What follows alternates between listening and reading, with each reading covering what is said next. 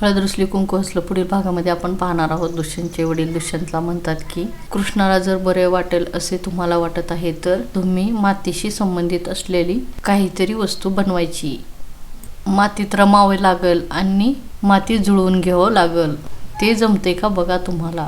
इकडे आपण पाहतो दुष्यंत बाळजाबाई आणि त्याच्या वडिलाला म्हणतो की कृष्णाला काय सरप्राईज द्यायचं आहे ते मला सुचलं. बाळजाबाई म्हणते नक्की काय. तेव्हा दुष्यंत म्हणतो पोपटीन. इकडे कृष्णा विचार करत असते की या घरातील माणसाला माझ्या वाढदिवसाचं काहीच वाटत नाही. इकडे मैनावती बाळजाबाईला म्हणते की तुमचा मुलगा तुमच्या हातातून निसटत आहे आणि कृष्णाच्या मुठीत जात आहे. तेव्हा बाळजाबाई खूप चिडते आणि म्हणते की मी आता त्यांची राखरांगोळ केल्याशिवाय शांत बसणार नाही. पुढील भागामध्ये आपण पाहणार आहोत बाळजाबाई नक्की काय करेल. हे पाहणे खूपच मनोरंजक असेल. हळद रुसली कुंकू हसलं या मालिकेची डेली अपडेट पाहण्यासाठी आमच्या चॅनल लाईक करा, शेअर करा आणि सबस्क्राईब करायला विसरू नका.